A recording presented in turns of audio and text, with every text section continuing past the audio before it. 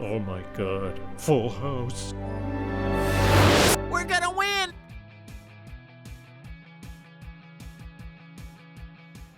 Number 30, Ratatouille. This Simpsons episode, like a certain Pixar film, featured some culinary animals. Marge loses her sight, which predictably throws the Simpsons household into even more chaos than usual. Why did I bring the baby and the dog to the poison store? Homer walks into the kitchen to find it swarming with rats. Aw, rats in the kitchen, just like that delightful movie I taped in the theater. Not only that, but one rat begins to control Homer.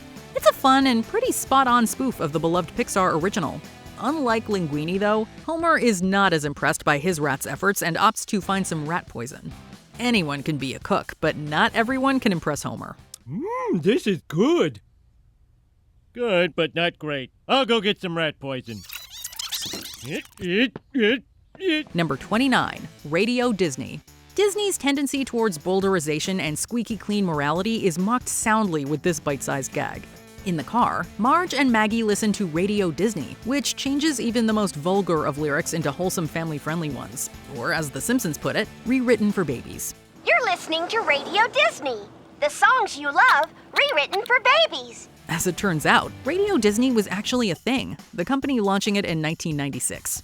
It focused on playing contemporary hits for tweens and teens, as well as Disney's own hits, editing suggestive lyrics where applicable. To find your local station or listen online, you can go to radiodisney.com. It finally shut down in 2021, though not before this Simpsons parody. Dad left the milk out. Yuck, yuck, yuck, yuck. That's good satire. It doesn't hurt anyone. What do you think, Maggie? Yuck, yuck, yuck, yuck. Number 28, Up. This series knows what's up. In this episode, a gush of Norwegian immigrants leads the town of Springfield to create a border patrol, known as the Star-Spangled Goofballs. But first, our group needs a name that evokes America's proud history of citizens rising up to defend our way of life. Unfortunately, it doesn't quite work out, not in the least because surveying the skies in the air leads to Lenny and Carl freezing in a balloon, along with Carl's flying balloon house. This is ground loser. What's your position? Over. Cold. So very cold. This isn't the only time The Simpsons referenced the 2009 Pixar film. It also poked fun at the film's famous married life sequence through the in-universe cartoon The Itchy and Scratchy Show. Hilarious.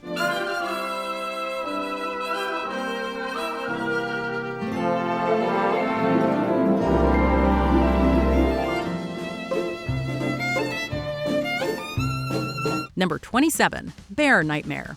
We definitely know if Homer would choose a man or a bear. In this episode, Homer meets a grizzly bear at the city dump.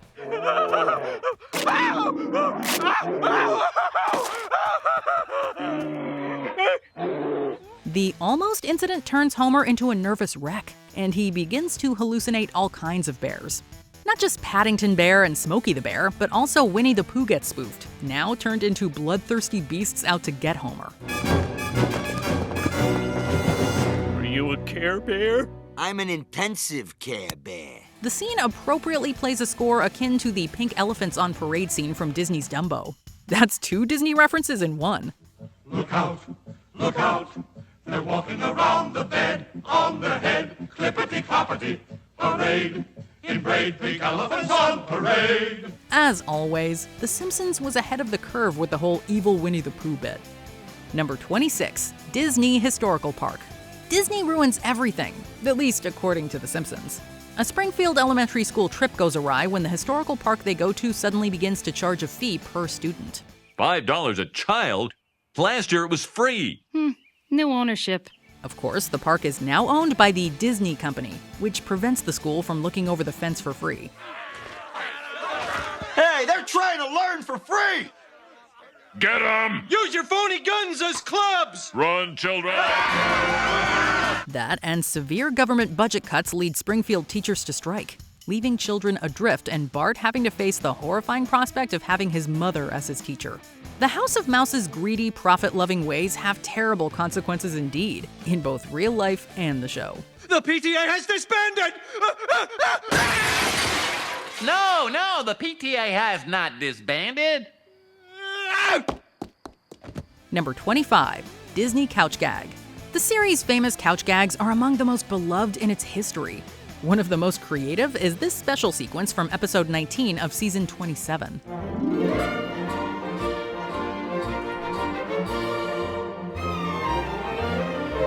Created by award-winning Disney animator Eric Goldberg, this intricate gag is an homage parody of the company's long history. Beginning with a spoof of the black and white Mickey Mouse episodes, it leads to Lisa's Cinderella.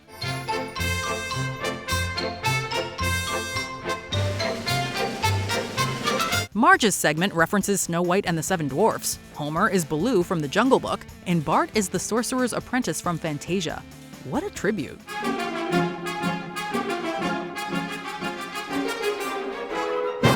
Number 24. Bambi's Mom and Walt Disney. It's an oldie but a goodie. The Simpsons' second Treehouse of Horror special begins with a tour of gravestones in the Springfield Cemetery, including 2 Disney references.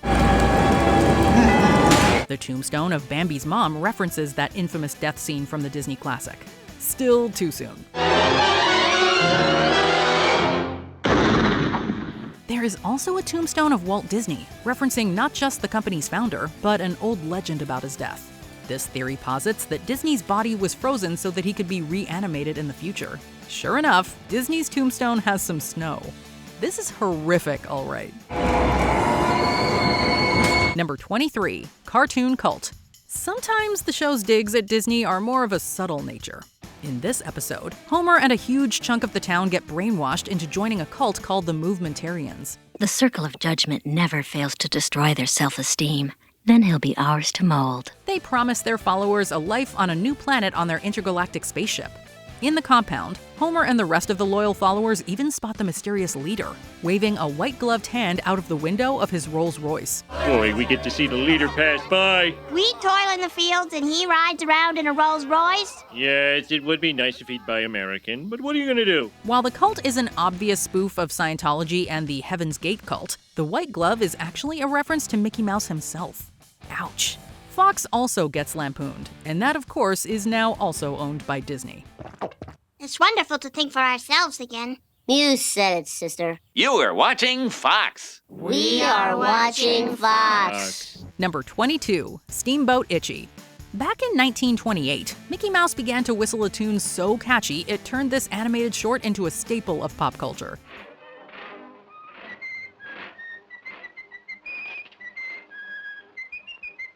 And wouldn't you know it, Itchy and Scratchy have a very similar origin. A bit too similar, actually. Steamboat Itchy.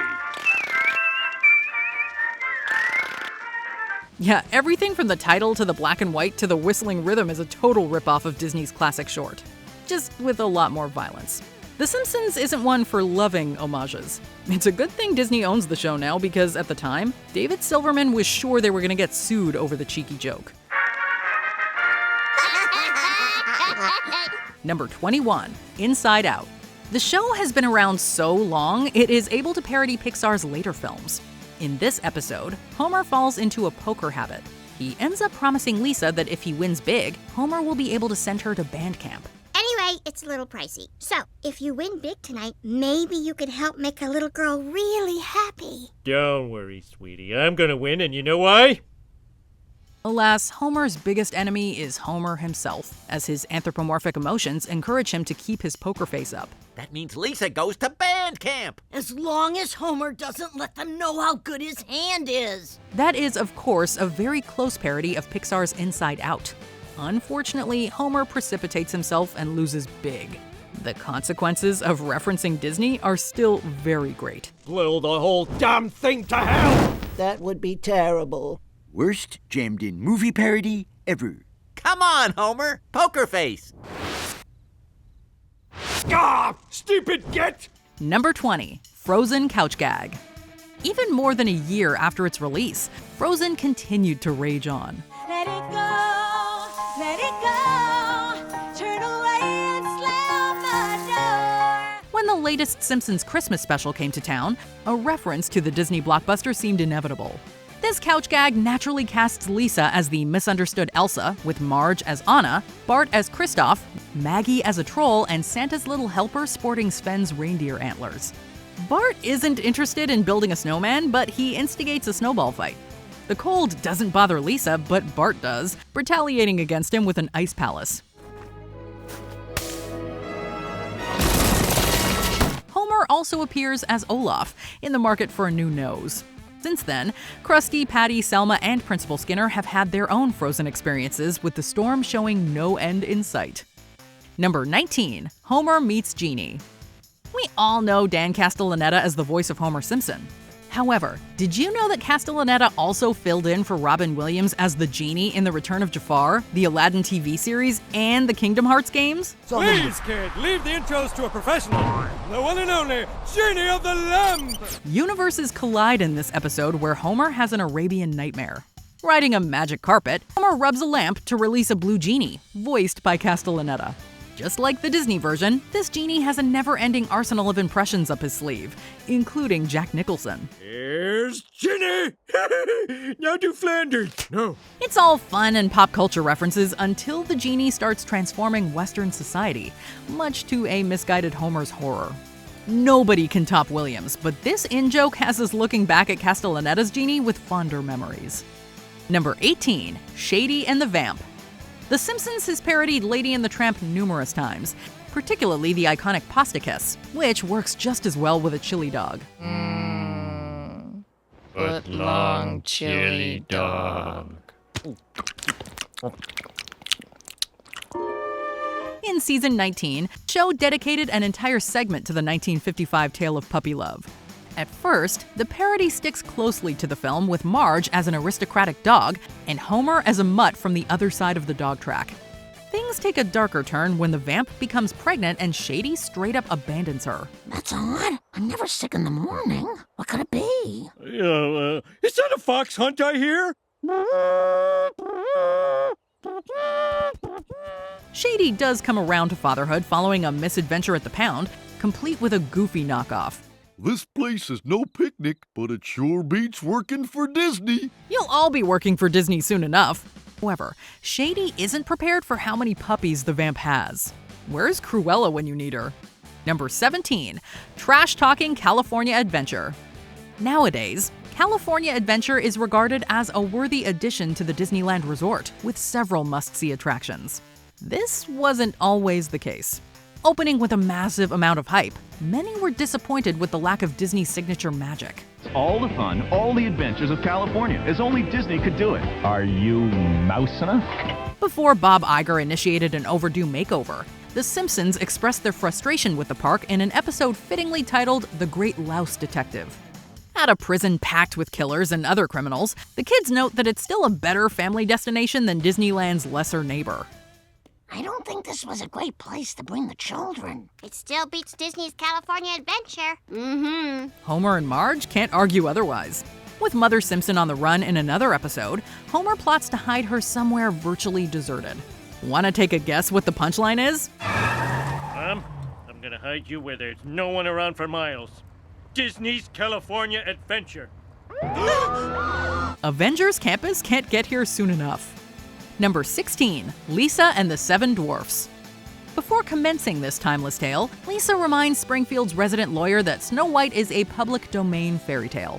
The story you're about to tell is the copyrighted property of the Walt Disney Corporation. Can you sharpen these? Excuse me, but Snow White is a fairy tale from hundreds of years ago. No one owns that. While Lisa's version also takes a few notes from the Disney classic, parody is thankfully fair use. Not only are the dwarfs assigned clever names that align with their Simpsons counterparts, but we also get an earworm of a song that echoes hi-ho. It's off to work, go high. This song's not like any song you know. Ho high, ho high, ho high, ho high. Lisa casts herself as the titular princess, with groundskeeper Willie playing the huntsman. Unlike Snow White, Lisa is smart enough to realize when someone is offering her a poisoned apple. The queen thus forces it down her throat. Instead of a prince, Lisa is saved by a female doctor, which honestly sounds like something that would happen in a live-action Disney remake. And she lived happily ever after? Well, she couldn't indulge in strenuous activities like handball, but otherwise, she was fine. That's nice. Number 15. Bill Cipher. Shows like Gravity Falls provide the missing link between Disney and The Simpsons. The series might have aired on Disney's kid-oriented networks, but the writing channeled The Simpsons' wit. This should be fun. Remember, reality is an illusion, the universe is a hologram. Buy gold, buy! Unsurprisingly, creator Alex Hirsch grew up watching The Simpsons, knowing the show so well that he could differentiate seasons based on the size of the characters' pupils. It was a dream come true for Hirsch when he got to lend his voice to The Simpsons as Gravity Falls' greatest threat, Bill Cipher. The Norse god of mischief Loki takes on various forms in this episode, including Bill, who has gone from endorsing gold to championing crypto. Buy crypto, suckers! Granted, this all might be an appetizer-induced fantasy, but as Bill would say, reality itself is an illusion. Number 14, Mouse Ears. Upon release, the Simpsons movie was the highest-grossing non-Disney traditionally animated feature. We guess that record technically doesn't apply anymore, seeing as how the film has become a Disney property. I don't know what to tell you, Marge. I don't think about things. This makes the film's digs at Disney even funnier. If you thought the death of Bambi's mother was traumatic, just wait until you see Homer and Marge get a fairy tale happy ending in front of Alaska's woodland critters.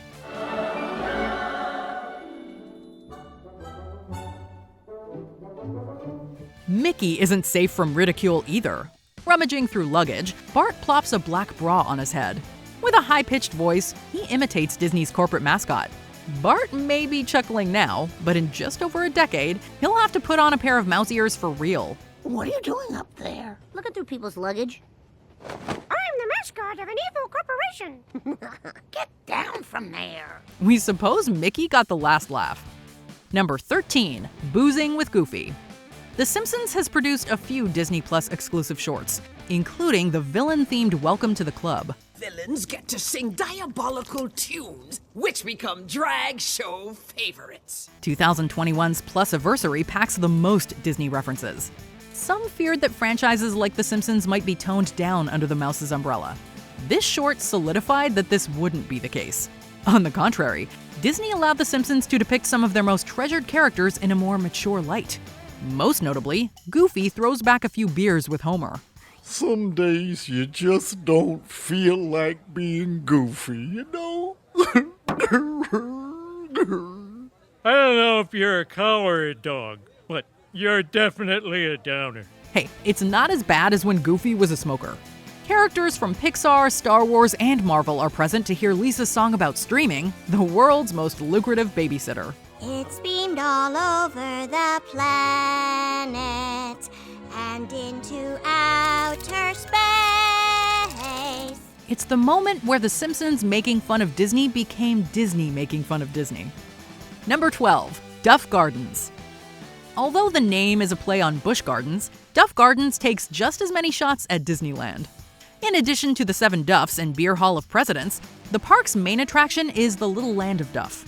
Sending up It's a Small World with a song you'll find either incredibly catchy or annoying, the boat ride unites all the cultures of the world in their mutual love of liquor. Duff beer for me, Duff beer for you. I'll have a Duff, you have one too. It's hilarious that nobody questions the alcoholic branding of this supposed family-friendly park. The kids might not be old enough to drink beer, but nothing is stopping Lisa from drinking the ride's water. What was already a surreal ride becomes even trippier, sending the Lizard Queen running into the Main Street Electrical Parade. I can see the music. Number 11, Underwater Wonderland. The same year The Simpsons made its debut as a series, Disney kicked off an animation renaissance with The Little Mermaid. Listen to me. The human world, it's a mess. Life under the sea is better than anything they got up there. As different as they are, both projects would change the medium forever. They ultimately merged 5 years later when Homer finds himself in hot water. To escape the allegations against him, Homer proposes that his family move away, under the sea. Under the sea, under the sea. There'll be no accusations, just friendly crustaceans under the sea. Homer envisions an underwater wonderland where the media can't get to him and there are plenty of sea friends to eat. Singing a joyous song while stuffing his face, Homer leaves a trail of aquatic skeletons behind. Leave it to Marge to burst Homer's bubble. Homer, that's your solution to everything, to move under the sea. It's not gonna happen. Not with that attitude. Homer has seen The Little Mermaid one too many times. That is, until he records over it. Number 10, the 20th Century Fox acquisition. The title of this Season 10 episode, When You Dish Upon a Star, is an obvious take on the Disney anthem When You Wish Upon a Star.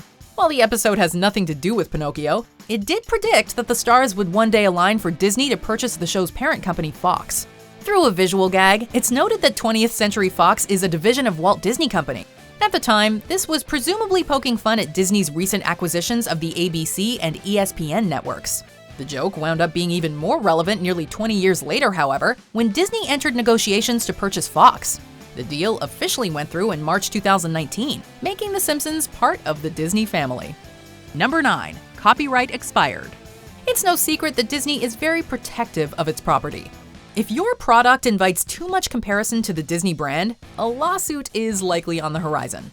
So when Principal Skinner uses the slogan, "The happiest place on earth" for the school carnival, Disneyland threatens to sue Springfield Elementary. The happiest place on earth is a registered Disneyland copyright. Well, gentlemen, it's just a small school carnival. And it's heading for a great big lawsuit. What Disney's lawyers don't realize is that Skinner was a Green Beret in the United States Army. Before a legal battle can ensue, Skinner commences a literal battle that leaves the lawyer and one of his bodyguards whimpering on the ground. Another Disney minion attempts to get away, but Skinner sends him packing with a mouse-eared briefcase. Copyright expired. Of course, now that Disney owns The Simpsons, we shouldn't expect any more copyright wars. Number 8, Shary Bobbins. This practically perfect episode parodies Disney's Mary Poppins, although Shary Bobbins claims upfront that she is an original creation. Did you say Mary Pop? No, I definitely did not. I'm an original creation like Ricky Rouse and Ronald Muck. Julie Andrews herself was actually set to voice this send-up of her iconic character, but the producers ultimately gave the role to Maggie Roswell, the voice of Maude Flanders. If you cut every corner, it is really not so bad. Everybody does it, even Mom and Dad. The episode puts several satirical spins on classic Sherman Brothers songs, including The Perfect Nanny, A Spoonful of Sugar, and Feed the Birds. We also get groundskeeper Willie channeling Bert and Mr. Burns flying a kite. I feel practically super-duper fragically What's this strange sensation in my chest? I think your heart's beating again. Ooh, that takes me back. Unlike the Banks family, though, The Simpsons remain completely dysfunctional, prompting Shary to fly away with her umbrella. Do you think we'll ever see her again? I'm sure we will, honey. Number 7, See My Vest. In addition to referencing the famous spaghetti scene from Lady and the Tramp, this episode largely satirizes 101 Dalmatians. I'm sure he's plotting some brilliant scheme to get those puppies. When the Simpsons find themselves looking after 25 Greyhound puppies, Mr. Burns kidnaps the dogs in order to make them into a tuxedo. Instead of Cruella de Vil's song, however, Burns borrows a few notes from the BR guest number in Beauty and the Beast. See my vest, see my vest, made from real gorilla chest. Feel this sweater, there's no better than authentic Irish setter. Sadly, the puppies won't be the first animals to have died in the name of fashion, as Mr. Burns shows off his wardrobe of turtles' necks, grizzly bear underwear, and a vest made from gorilla chest. Like my loafers, former gophers, it was that who skinned my chauffeurs. Burns sings the tune with the same upbeat charisma as Lumiere, which is hysterically at odds with its grim, even graphic subject matter. Sorry, you gotta admit it's catchy. Number 6, Disneyland. A not-so-subtle imitation of various Disney parks, Disneyland is briefly seen in Season 2. The amusement park resurfaces in Season 26, and this time the writers come off as much more cynical, describing it as the happiest hell on Earth. A lengthy car trip is followed by an even more tedious journey simply to enter the park. Look! I see land! Once inside, the Simpsons end up bleeding their wallets dry and sitting through repetitive rides. I just want to sit down, but the line for the bench is too long. The episode also draws attention to Disney's acquisition of Star Wars and the overhaul to make Pirates of the Caribbean more politically correct. They revamped this ride because of massive complaints from 2 people. No means no. We know now. A Springfield-themed area is currently located at Universal Studios, but it'll be beyond ironic if Simpsons attractions start popping up in Disneyland later down the line. Number 5, Mixar. At any Oscar or Golden Globe ceremony, Pixar is almost always a safe bet for Best Animated Feature. The creative team from Mixar. Pardon me, I have seen all of your movies except Cars. When Bart's short film garners award buzz, he faces fierce competition in an animation powerhouse called Mixar. One of the key Mixar personnel is the spitting image of John Lasseter, from the glasses to the Hawaiian shirt. The Mixar staff is not quick to make friends with the competition, enlisting Randy Newman to sing a song entitled "You've Got an Enemy." You better have 9 lives because we have 8 knives. Yes, you've got an enemy. You've got an enemy. They also have a giant Luxo lamp, Mr. Carrot Head, and a Wall-E-like robot in their corner. The Mixar short in contention is Condiments, a CGI western that spoofs Pixar's tendency to give inanimate objects life and create worlds within worlds. Timmy's coming! Assume your positions! And yes, this episode predated Sausage Party. Number 4, Epcot Center. Let's be honest, if you're gonna visit a Florida theme park, Epcot probably isn't top of the list. The Simpsons' EFCOT Center does little to distinguish itself from Epcot, with its signature structure being a large geodesic sphere. Homer is bored from the second they fly over the park, which is advertised as the place you go when everything else is booked. The park's vision of the future apparently hasn't been updated since the late 60s, and it really shows. The world of tomorrow. Don't walk, fly in your personal Eastern Airlines air buggy. Eventually, Homer decides to make a break for Disney World, although he is horrified to learn that the churros are $14.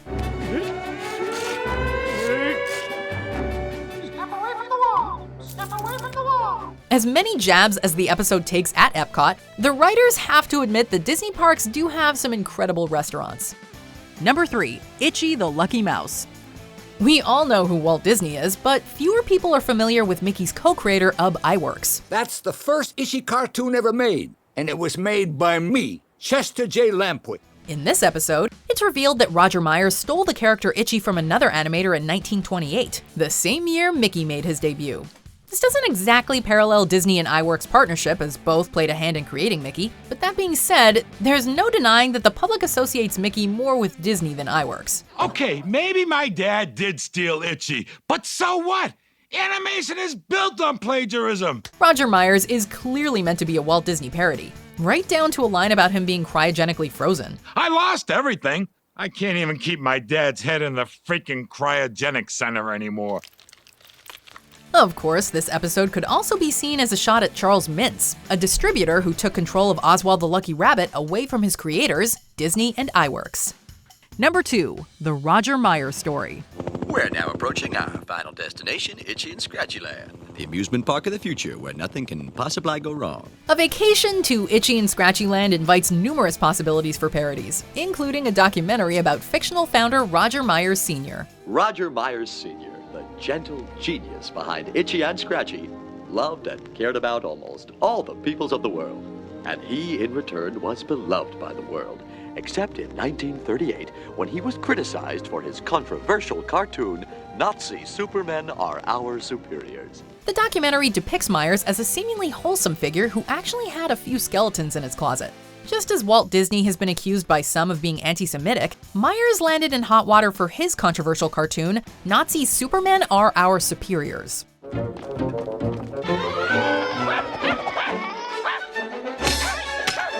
Meyers' filmography also includes an ultra-violent version of The Sorcerer's Apprentice entitled Scratchtasia. Now you be a good Pinocchio and don't you lie.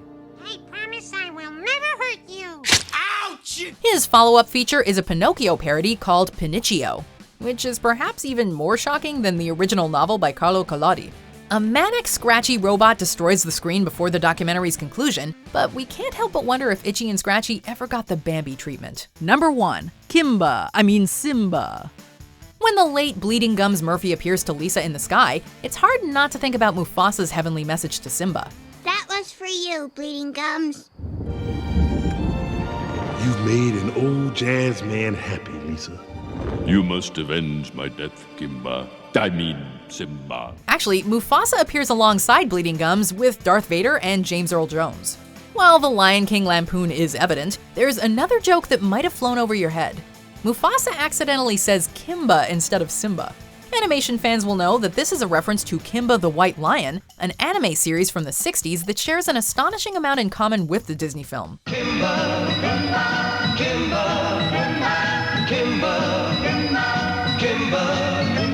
Lion King directors Roger Allers and Rob Minkoff claim they had no knowledge of the anime while making their film, but this moment seems to be suggesting that somebody at Disney was familiar with it.